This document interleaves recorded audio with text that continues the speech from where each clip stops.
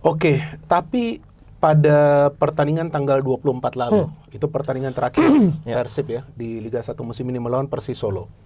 Saya nonton pertandingannya, tapi setelah pertandingan selesai, saya langsung ke studio untuk buat konten.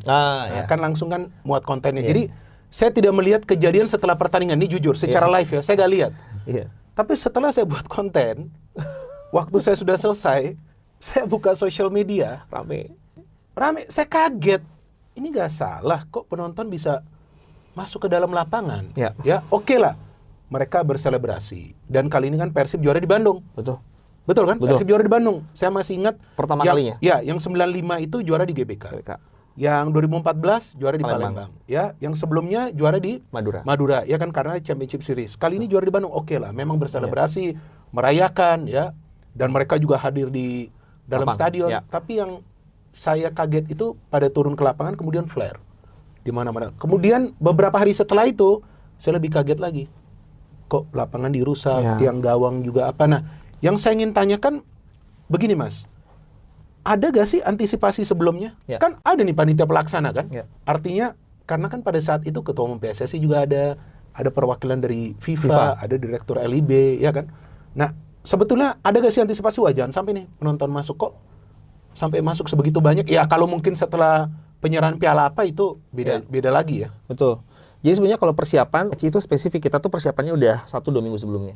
Jadi kita udah memprediksi ini akan luar biasa, euforinya luar biasa besar. Kenapa? Karena yang tadi saya bilang ini spesial banget tahun ini, dan betul yang Bung Midar bilang ini pertama kali kita juara di Bandung.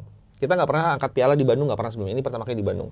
Jadi kami last meeting udah bilang wah ini euforinya akan sangat gila, akan sangat luar biasa. Kita harus komunikasi sama semua komunitas. Dan sejujurnya kami pun paham ketika euforia kayak gini, kayaknya semua orang akan nyalain flare. Karena kan gitu. Karena juga di pertandingan sebelumnya ada. Sudah menyala. Di pertandingan lain, lain tuh ada juga. Betul. Di pertandingan yang timnya menjadi tuan rumah. Betul. Betul. Nah, jadi kita udah masih gitu ya, dan kami udah melakukan konsolidasi secara menyeluruh terhadap semua pihak, baik itu pihak kepolisian, pihak Panpel dan segala macam. Tapi memang kami pun menyadari ada hal-hal yang harus kami perbaiki ke depannya. Kami tidak mendinai itu bahwa kami pun harus banyak yang diperbaiki ke depannya. Ini salah satu PR kita ke depannya. Namun juga di hari itu sebetulnya yang masuk ke stadion itu tepat setelah peluit berbunyi sebetulnya. Oh, begitu. Jadi setelah peluit berbunyi mereka baru masuk ke stadion. Jadi peluit berbunyi itu sebelum peluit berbunyi nggak ada masuk stadion sebetulnya. Tepat setelah peluit dibunyikan sekitar 3 menit 4 menit kemudian baru mereka masuk ke lapangan. Ke lapangan. Oke, ke Nah, lapangan. Kalau di stadion mereka sudah masuk duluan sebelum match. Nah, cuman kalau yang flare itu sebetulnya kami pun komunikasi dengan semua stakeholder. Saya bilang, kalaupun kalian ingin menyalakan flare